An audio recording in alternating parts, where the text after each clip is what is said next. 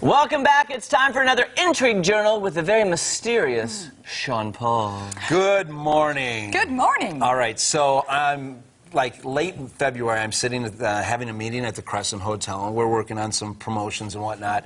And the general manager says, "I got something I got to tell you, and it's going to blow your mind, but you can't tell anybody."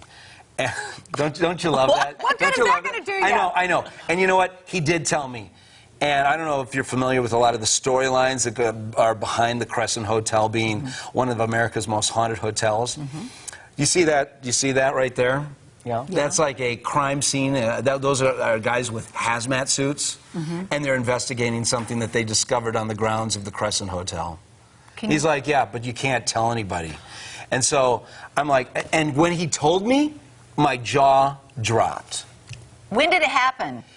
Well, there are archaeologists trying to determine that right now. We actually have a segment that we put together. Should we watch it? Yeah. Oh, yeah, absolutely. All right, let's go and watch it.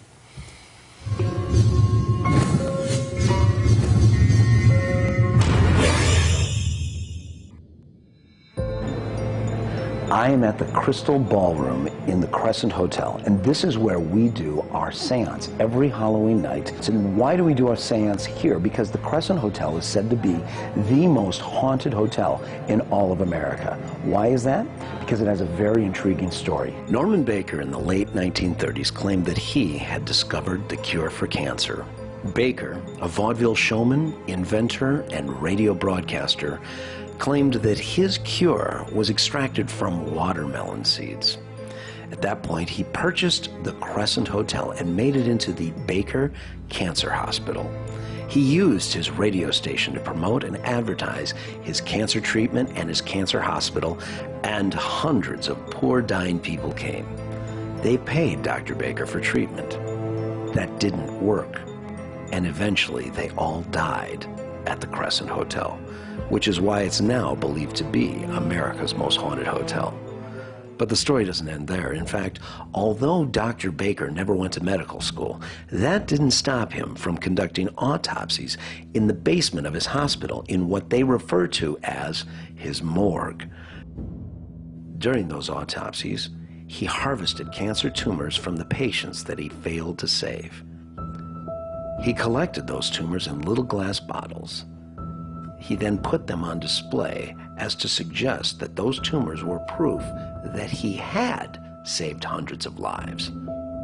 Fast forward to February of 2019, one of the groundskeepers at the Crescent was digging in the woods next to the hotel when they hit something that made a crunchy noise. Susan called me one morning. She said, "Keith, I think I've just found something interesting. You might want to get over here as soon as you can." So I came racing over, and Susan showed me a bottle. And so as soon as I saw what Susan had, I recognized it from the graphic that we have of Norman Baker's. And so we saw that there were more bottles lodged in the hillside. Wow, what a discovery. Not only did we find something of period, historical, but they were full. And there was a lot of the jars had things in them. And so we shut that whole thing down. Believe it or not, we had to call the police because they called out the crime scene investigator, and then we had a hazmat team come and cleared the site, and then we had the soil tested to make sure it wasn't hazardous. After all of that was cleared, got connected to the archaeological department. Okay, what separates this archaeological feature from just any old trash dump is that, A, we know most of the material is medical related, and knowing that we had the cancer treatment hospital here at this location, that we knew that this trash dump, along with this early advertising from the hospital showing his medical specimens, and we started removing the bottles and stuff as well, we were finding matches to his signboard, so that is just sheer proof that. On this one, we know the bottle dump was a single episode. So the name of the book is You Don't Have to Die. It just so happens that in this text they're talking about a red paste and a yellow powder, and we have in the artifacts a yellow powder and a red paste. So you don't get much better tie-ins than that. The stories that have been told have always been lore, We have uncovered the burial site for that evidence, and those stories are true. And now the question is, now that we have uncovered these bottles, do we see a spike in paranormal activity? Wow. I personally found it very exciting. It is.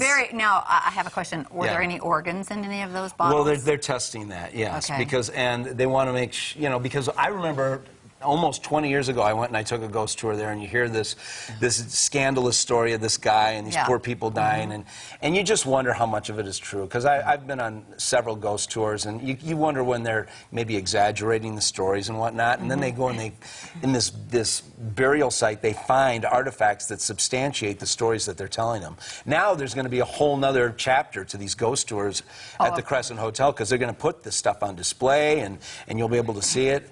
And one other thing that's really amazing is there was a green bottle in the earth there, Yeah. and they said that that's his elixir number 5, which is his watermelon seed extraction cure. Oh, so some of the really? bottles that he was selling as his cure, they found that in the stash as well. I wanted to hope that he really Really thought did. it was a cure, but I don't think he was I a think good he guy. was just a crook. Was he Yeah. a snake oil salesman? I would have to say so. Yeah. Yeah. I mean, he was actually a very brilliant man.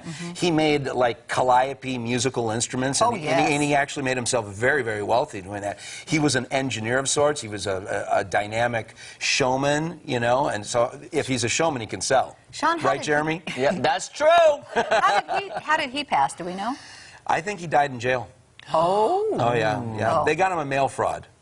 Just like they get all the hardened criminals, Oh, right? Right, it's always the mail fraud. It's always the mail fraud that gets you. We don't sign up for ghost tours, but I did have some experiences in that Crescent Hotel. I would not like to stay there again. Well, a couple weeks ago, you said that your mortal fear was what? Being convicted against your will? In an insane asylum. Yeah, Yes. so you know what I want to do? I want to go to the vault, because Julie and I did some ghost hunting in an asylum up in Liberty, Missouri, a couple years ago. And I can put that, and they had the gadgets to try and map out energy down the corridors, and you could actually, if there was an energy in there, it would map it out. Is it abandoned?